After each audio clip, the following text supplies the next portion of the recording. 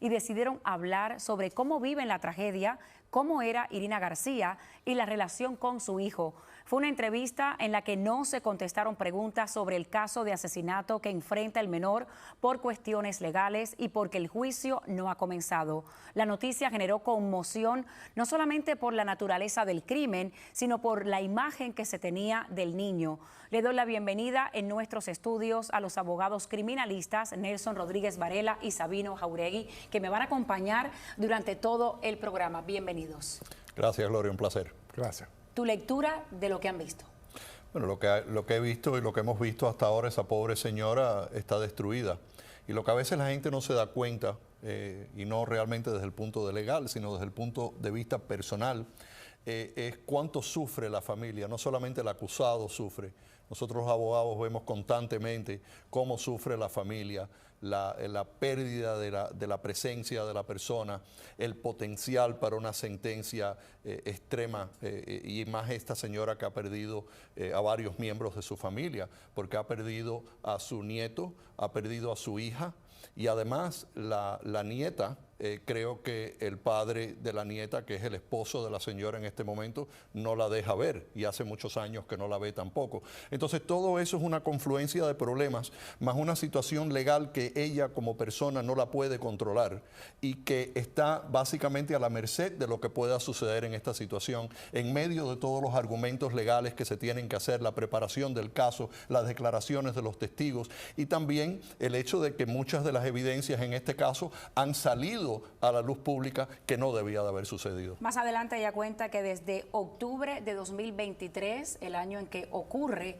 esta tragedia, ella no ha vuelto a ver a la bebita, o sea, a la bebé que estaba el día del crimen en la cuna, la hermanita de Derek Rosa. Su lectura de este caso, al ver estas declaraciones, por primera vez ellos hablan desde que esta tragedia ocurre y el juicio se supone que comienza en septiembre. Es una tragedia, es muy traumatizante para todo el mundo, no simplemente la familia de la fallecida, pero para el acusado, para el padre, para todo el mundo. Y estos casos de homicidio son casos muy complejos que se demoran muchísimo tiempo, meses, algunas veces años y años.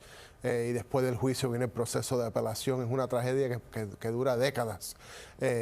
Y esta evidencia, estos videos que han salido hasta ahora en las redes sociales, mi amigo tiene razón, no deben haber salido más nunca. Esto es algo que se debe mantener adentro del caso, es algo que puede influenciar al jurado futuro del caso, que van a estar escuchando toda esta evidencia en las redes sociales en vez de ver la evidencia en su contexto correcto en un juicio. Influye también, o sea, va a ser complicado el proceso de selección del jurado, ¿no? Porque ha sido un caso sumamente mediático aquí en el sur de la Florida, donde se va a celebrar el juicio. Claro, y eso lo hemos visto en muchos casos. Estamos viendo el caso de Sean Combs, donde han tenido esos problemas con los miembros del jurado. Hemos visto en otros casos que personas que están conscientes de la cobertura mediática utilizan muchas de las cosas que han visto en esa cobertura mediática.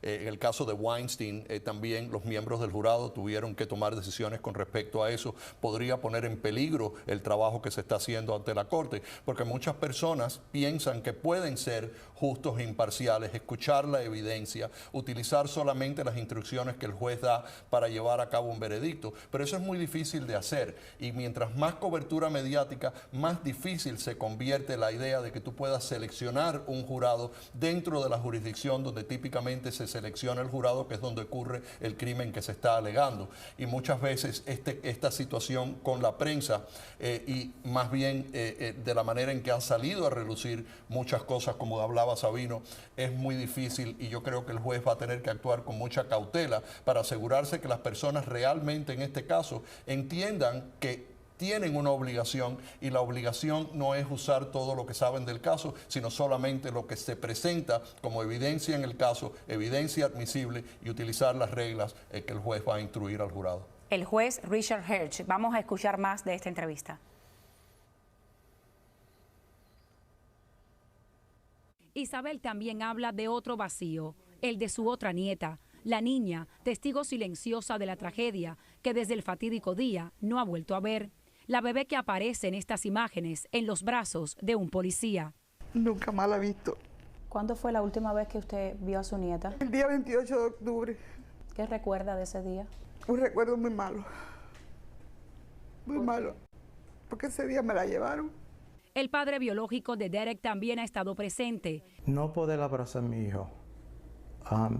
Yo sé la importancia el papel de un padre es apoyar a sus hijos. Isabel Acosta no tiene todas las respuestas, pero tiene algo que ni el crimen más atroz pudo quitarle. La capacidad, dice, de seguir amando a su nieto, aún entre el dolor más profundo. ¿Cómo era su relación con su hija? Irina, mami, yo le decía a mami a ella. Mami era mi clon. Irina era mi clon. Nosotros siempre estábamos juntas.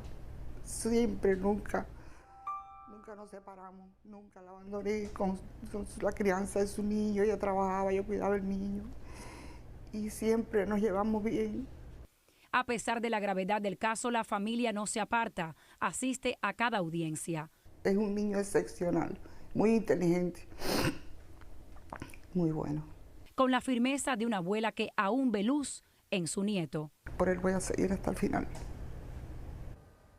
Por él voy a seguir hasta el final. O sea, el dolor de haber perdido a su hija y por otra parte, el amor hacia su nieto. ¿Cómo lo ven ustedes con tantos años de experiencia? Bueno, el amor ese nunca se va y lo hemos visto cuando hemos tenido acusados donde han cometido los delitos más serios, los más severos, que el amor de la madre, de la nieta, se mantiene para siempre, hasta el final. Así que eso nunca va a cambiar y la evidencia no va a cambiar eso y lo que se presenta en la corte no va a cambiar ese amor. Eso se va a mantener igual. Pero va a llegar el momento donde este caso va a ir a juicio. La fiscalía va a tener que presentar su evidencia y tratar de probar su caso más allá de toda duda razonable. Y lo que está diciendo aquí la abuela es que no importa lo que sea esa evidencia. Ella lo va a seguir amando, lo va a seguir apoyando.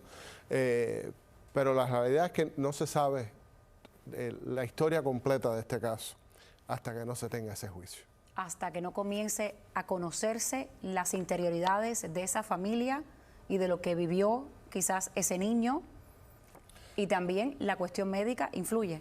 Y puede haber limitaciones con respecto a la dinámica de la familia, porque la dinámica de la familia tiene que estar relacionada, para que sea admisible en la corte, tiene que estar relacionada a la defensa o tiene que estar relacionada a los cargos. Siempre el testimonio de los testigos tiene que tener una relación estricta a la presentación de los cargos o a la presentación de la defensa.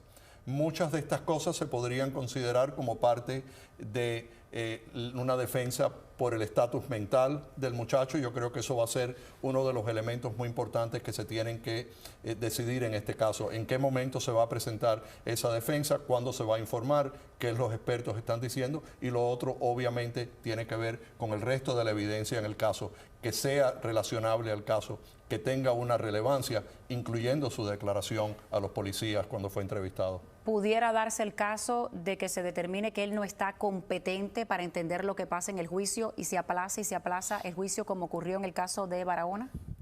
Bueno, puede ser que los expertos que lo analicen lo estén analizando no solamente para establecer una defensa, sino también para comprender su estatus mental, para poder seguir a juicio. Esas son dos determinaciones diferentes y dependen mucho de si él en un momento determinado entiende los cargos que le han presentado, entiende cuál es la función del fiscal, del abogado de defensa. Eso es muy difícil de establecer que la persona no lo comprende, y va a tener mucho que ver con la capacidad mental del muchacho. Con respecto a si sabía las consecuencias de sus acciones, eso es una parte de la defensa que también habría que explorar, pero tal vez es muy temprano hasta que los abogados no divulguen al juez cuál va a ser en términos de la defensa, si se va a utilizar el estatus mental como ella. Le pido que se queden, hago una pausa de 2 minutos y más adelante Isabel Acosta habla de su hija Irina, de la nieta que no ha vuelto a ver y de su nieto. También le pregunté sobre su relación con Fran Ramos, el padrastro de Derek Rosa, cómo era Irina como mamá, la relación con su hijo y el dolor que ella vive desde ese día cuando su vida quedó atrapada en una pesadilla de preguntas sin respuestas y la mirada implacable de la opinión pública. El padre biológico del menor también habla mucho más de Irina. Además, A la tragedia que vive la abuela materna se suma otra pesadilla, imágenes explícitas del cuerpo sin vida de su hija Irina García que están circulando en redes sociales. Esto ha desatado la indignación de la familia y una inminente acción legal. En exclusiva hablé con el abogado que los representa. Ya regreso. Una familia rota por el desconsuelo intenta sostener lo poco que queda. ¿Cómo un padre vive con eso? Es difícil, pero gracias que tiene la oportunidad de llamarnos. Hablamos por teléfono cuántos minutos. Siempre estoy en oraciones. Mi familia me apoyan. La abuela y el padre biológico de Derek no responden preguntas sobre el caso de asesinato que enfrenta el menor por cuestiones legales. El juicio no ha comenzado. ¿Qué recuerda de ella? Bueno, riendo. Tenían una buena comunicación y nunca nos faltamos respeto. Desde el arresto, la familia ha sido blanco de diversos comentarios, titulares crudos e imágenes que hacen la espera aún más dolorosa. No hay sentimiento involucrado. Eso es lo que duele más. Que la gente no entiende que somos todos seres humanos, tenemos sentimientos también. Una desgracia que ha traspasado los límites de la comprensión. Uno piensa que tiene una rutina normal hasta que algo así sucede, pero no es así. Pero también el apoyo de cientos de personas que se han solidarizado con el menor. Le doy las gracias de todo corazón de ese apoyo, que yo sé que esto ha sido una cosa mundial. Entre lágrimas, Isabel Acosta resiste sin respuestas, pero con un amor tan grande por su nieto que ni la muerte de su hija Irina ha podido romper. Sin él no pudiera estar de pie. Nadie sabe lo que yo vivo. Dije que yo quiera a Dios que todo esto pase, que yo vuelva a tener ese niño conmigo. El juicio contra Derek Rosa podría comenzar finalmente a finales de septiembre. Sigo conversando con los abogados criminalistas Nelson Rodríguez Varela y Sabino Jauregui. Ambos ustedes han sido fiscales y abogados criminalistas. ¿Cómo ven el caso? O sea, ¿sigue teniendo la fiscalía, a pesar de todo lo que está pidiendo la defensa, de excluir, por ejemplo, el interrogatorio, ciertas cosas que están pasando, sigue teniendo la fiscalía un caso fuerte?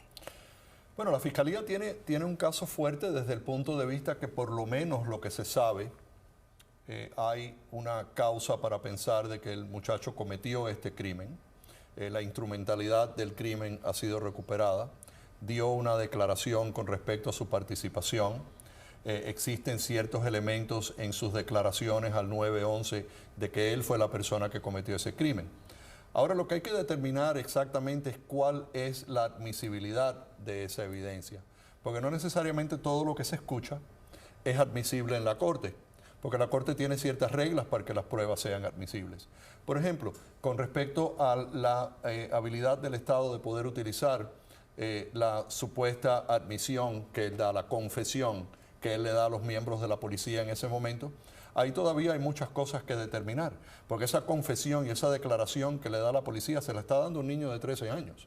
Y ese niño de 13 años, igual que cualquier otra persona acusada de un crimen, tiene que dar esa declaración voluntariamente, sin ser forzado a darla, entendiendo precisamente cuáles son los derechos constitucionales que él está rehusando a efectuar si da esa declaración.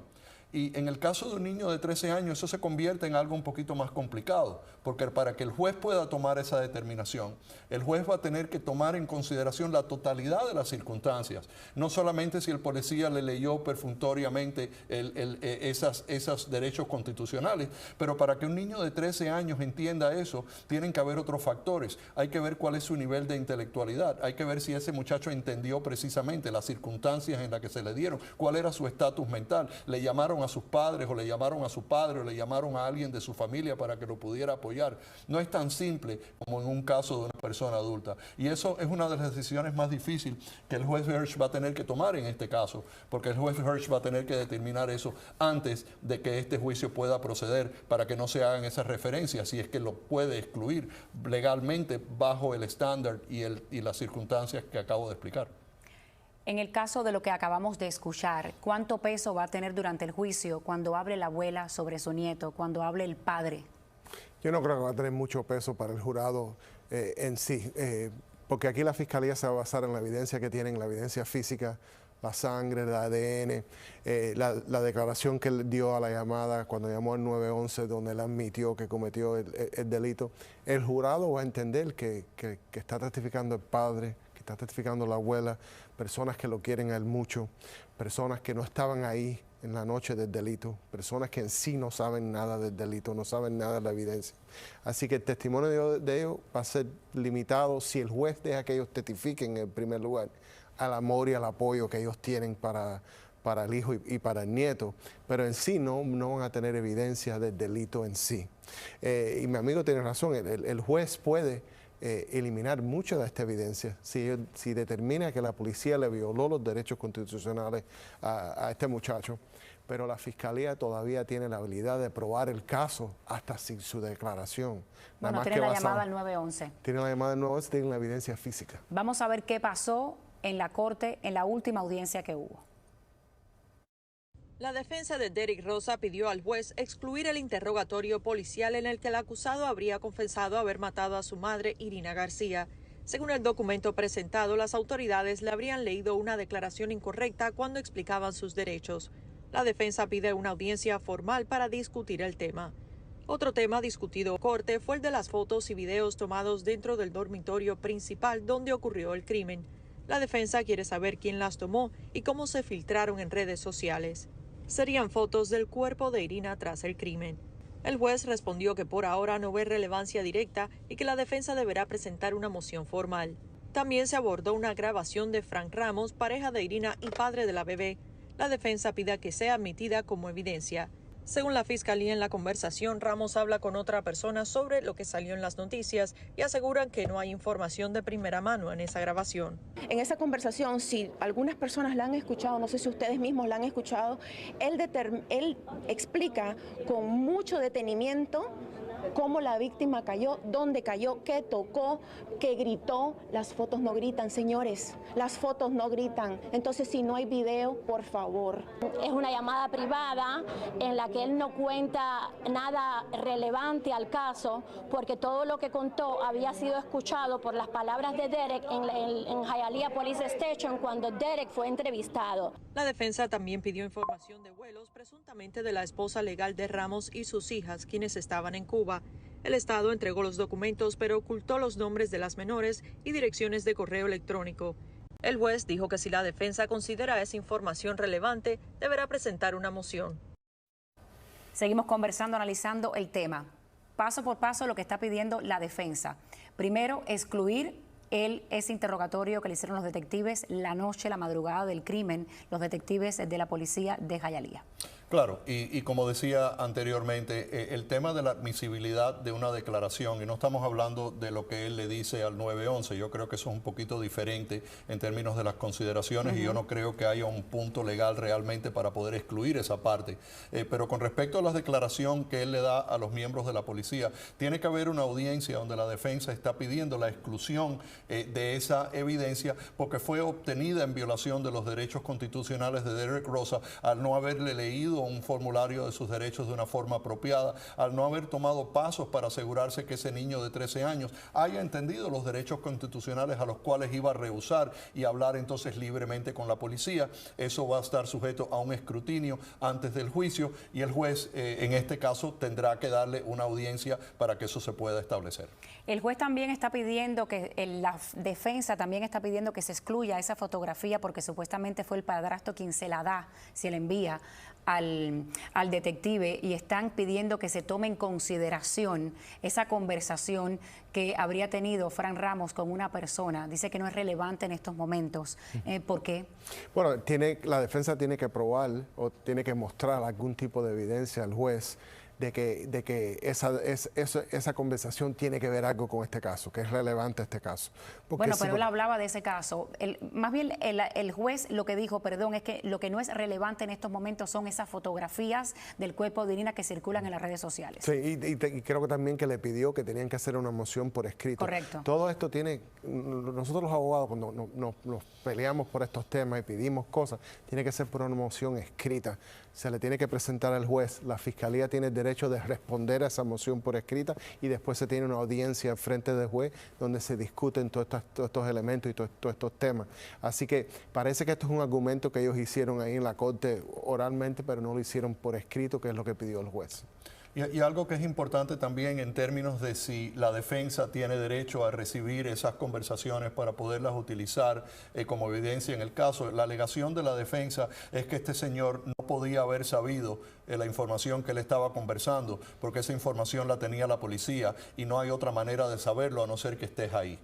Entonces, para que tú puedas recibir esa información, tú tienes que establecer, le tienes que establecer al juez simplemente que esa evidencia te pertenece porque o es evidencia en el caso o razonablemente eso podría conllevar a otras evidencias o a otras teorías legales. Lo que el juez establece con respecto a esas fotografías de las cuales estaban hablando es que en este momento la admisibilidad de esa evidencia no está necesariamente en juego y que eso solamente se debe considerar en términos de si ha afectado a los miembros del jurado el haber establecido y haber diseminado esa información antes del juicio, que podría corromper la habilidad de poder seleccionar un jurado justo que pueda evitar conocer esas cosas y utilizarlo en su decisión. Pero el video o sea, la conversación de la cual la defensa se refiere, que es lo que yo supongo, ¿no? O sea, de lo que están hablando, es que circula en redes sociales una conversación que Fran Ramos sostuvo supuestamente con una persona que lo graba, donde él da detalles específicos de lo que él vio por la camarita del ring, por la camarita de bebé del ring el día del crimen, ¿no? De lo que él vio ya después supuestamente que había sucedido el crimen. Entonces parece que la defensa ahora quiere que esa grabación, esa conversación que él sostuvo también sea considerada en el juicio. Claro, claro, porque ellos están buscando defensas al caso. ¿Y qué mejor defensa de decir que este señor tenía esos conocimientos? ¿Por qué los tenía? ¿Por qué tenía esos conocimientos tan complejos con respecto a lo que sucedió tan específico? Ahora, hay que tener en cuenta que antes de poder apuntarle el dedo a ese señor con respecto a lo que él sabía o no sabía en el momento que dado, si estuvo presente o no estuvo presente, hay que tener en cuenta que todavía nada de eso se ha probado. Eso absolutamente no tiene él aparece en la lista de testigos preliminares de la Fiscalía. La defensa lo quiere que sea considerado como un sospechoso alternativo, pero realmente sigue siendo él un testigo de la Fiscalía supuestamente, que va a testificar durante el juicio. Claro, pero la defensa tiene el derecho de explorar todo eso. Las conversaciones que él tuvo en su teléfono y en Facebook. Obviamente, y la admisibilidad de eso dependerá de si cumple con los requisitos de admisibilidad con respecto a la defensa que ellos estén estableciendo, no simplemente tirar cosas al azar que podría desviar al jurado de lo que son las pruebas específicas en el caso. Y la defensa tiene el derecho absoluto de tomarle la declaración jurada a él.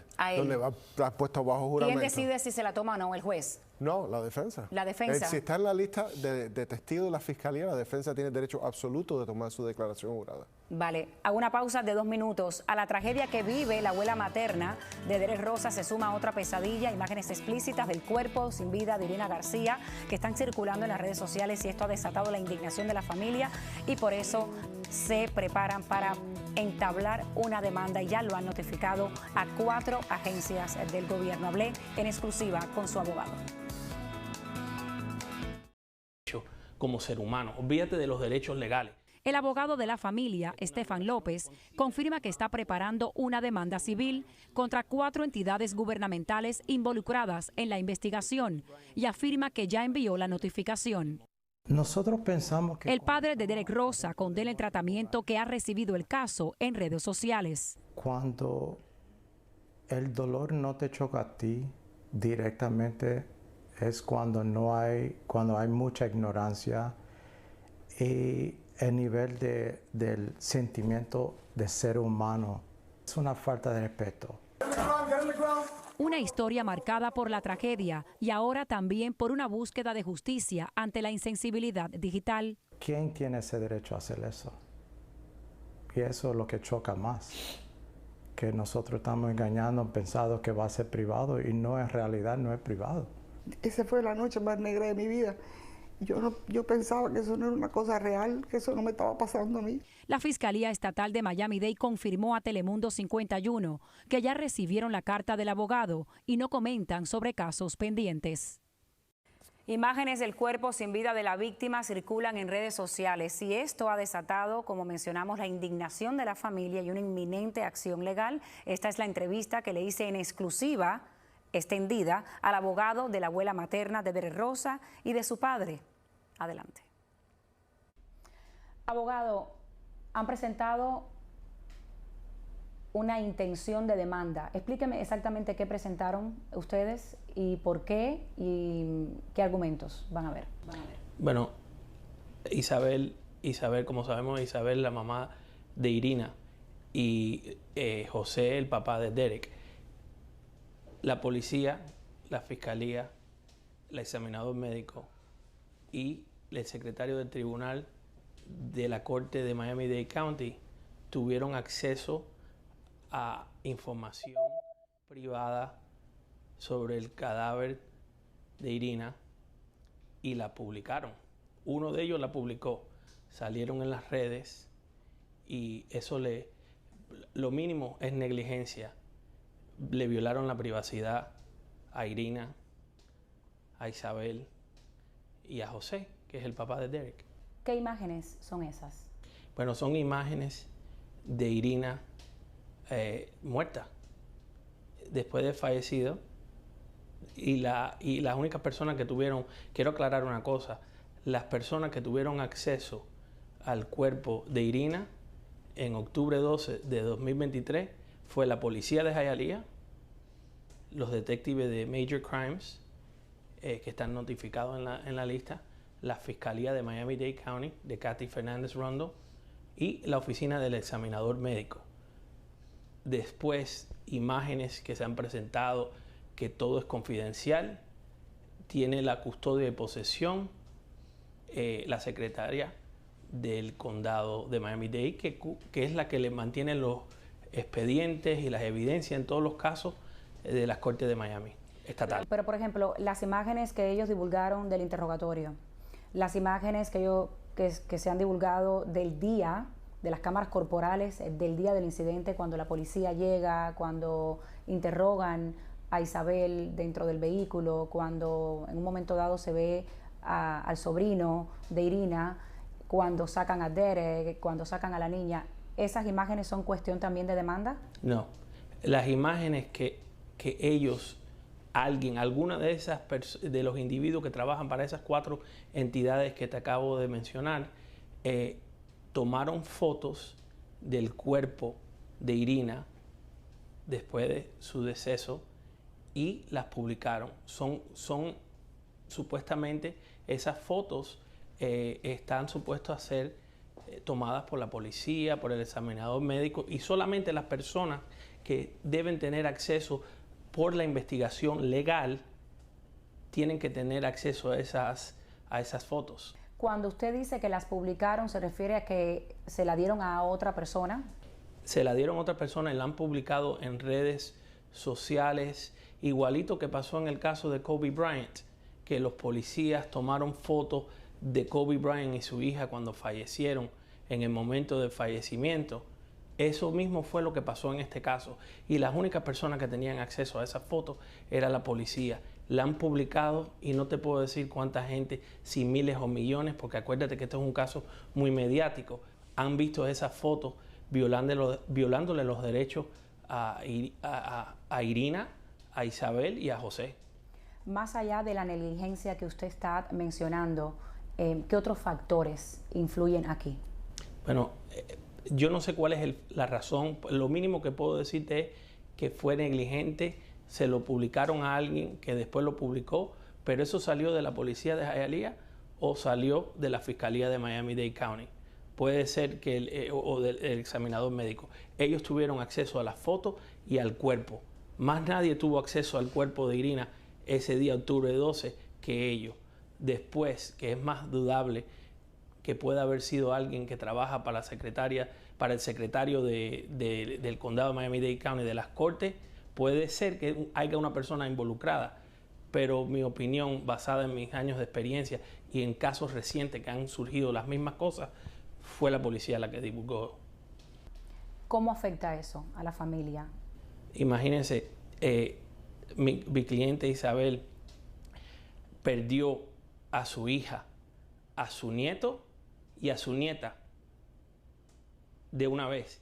Entonces, la señora que está viviendo con ese dolor que no se puede cuantificar y que solo una persona que ha vivido eso sabe lo que se siente, tiene que vivir ahora con gente desprestigiando, desecrando, profanando su hija fallecida.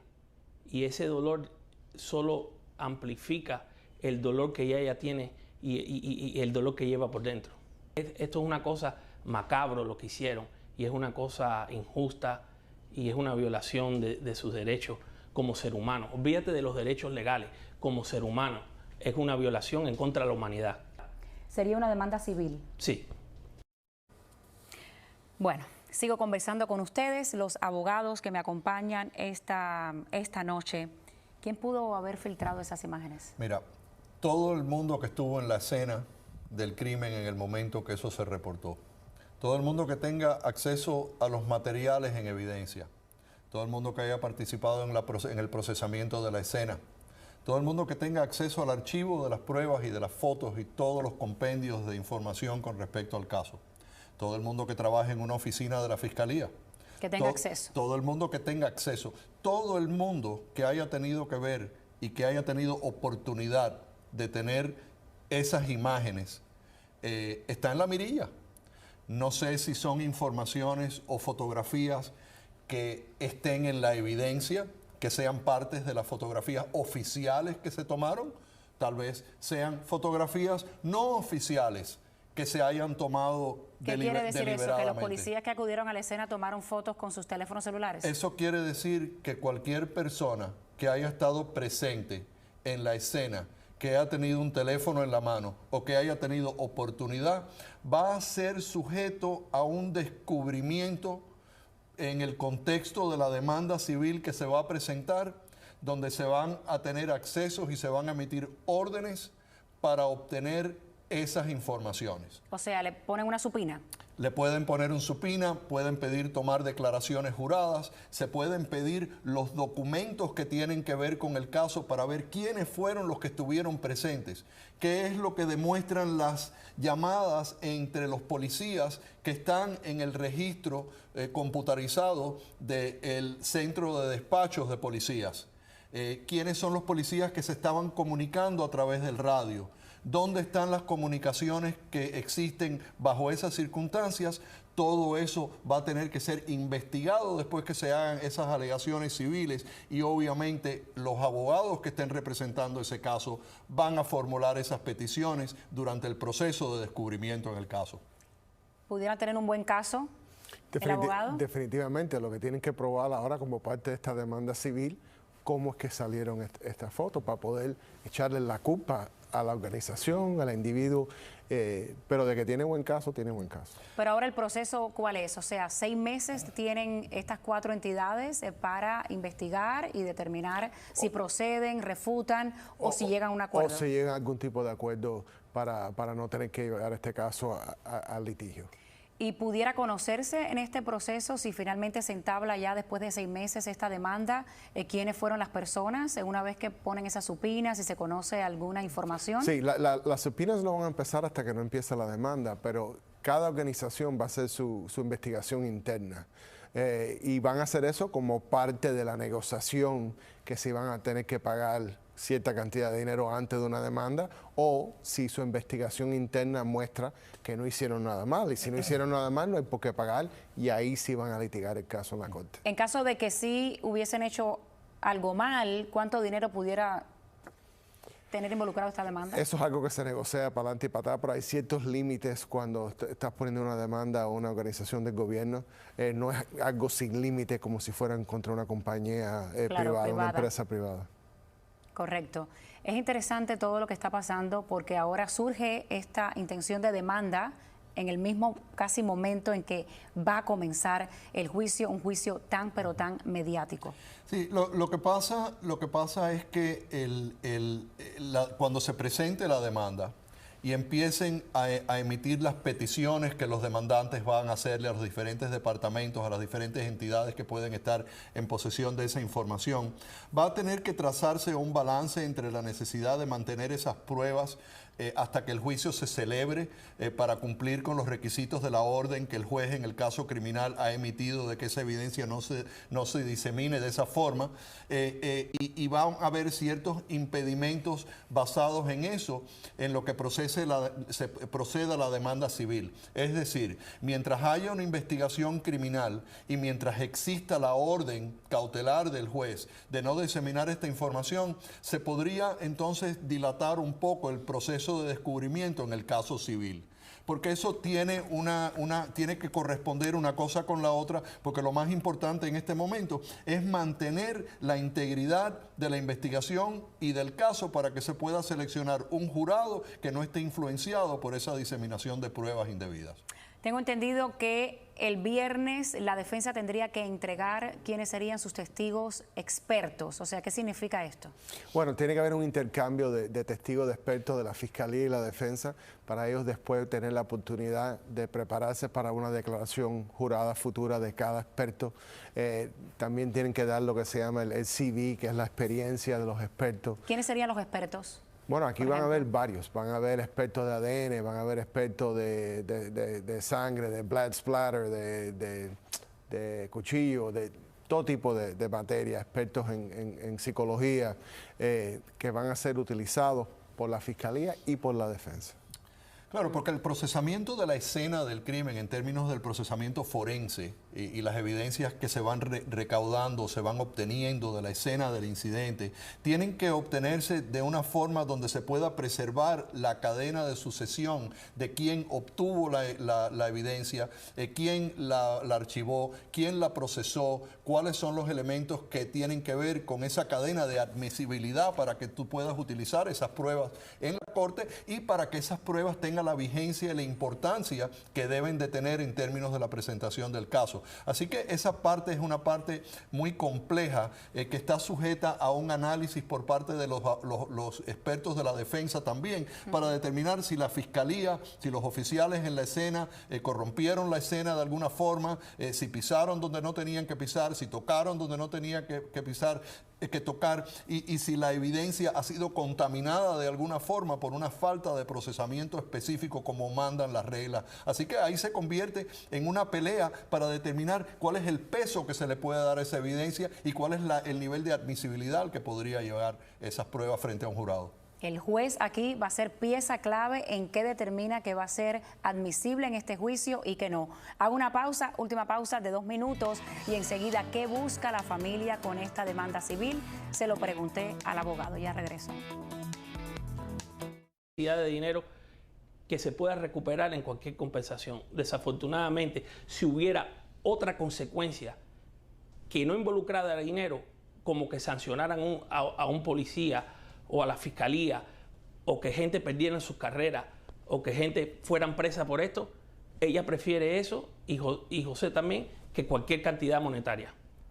¿Dónde presentó usted esta intención de demandar? Bueno, la ley requiere que se lo mandemos por correo certificado.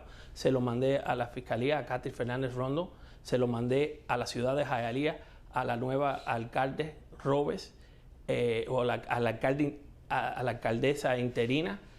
Se lo mandé al jefe del examinador médico, a Dr. Hutchins. Se lo mandé a Fernández Barquín, que es el secretario del Tribunal de Miami-Dade County. Estas son las personas que tengo que notificar. También se tiene que notificar al Departamento de Financial Services del Estado de la Florida que uno intenciona meterle una demanda a una de las organizaciones subpolíticas del Estado de la Florida. Abogado, muchísimas gracias. Gracias por...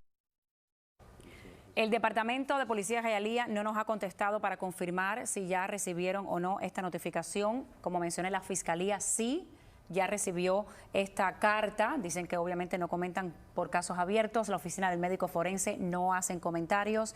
Y hasta ayer el secretario de las Cortes de Miami-Dade no habían recibido oficialmente esa carta. Su lectura de todo esto.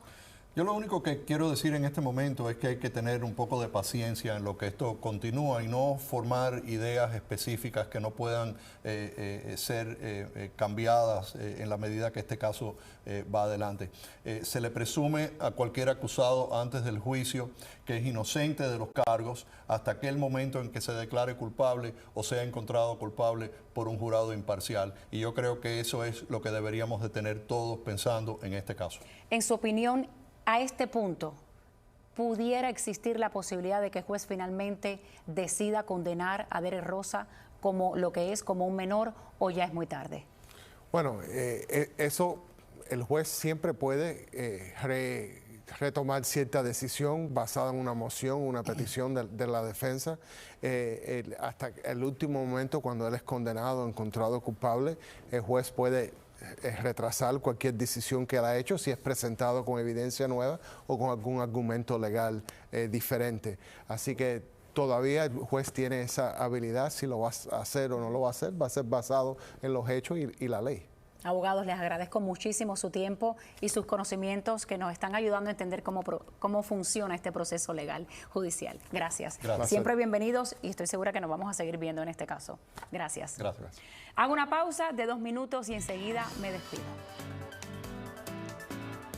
La programación de Roku en el canal 906 de Telemundo Florida. Gracias por la sintonía, cuídense mucho. Nos vemos como siempre el próximo miércoles a las 8 en punto y también en las ediciones de Telemundo 51. Recuerden, si quieren ver el programa completo y compartirlo, estará en breve en telemundo51.com. Buenas noches.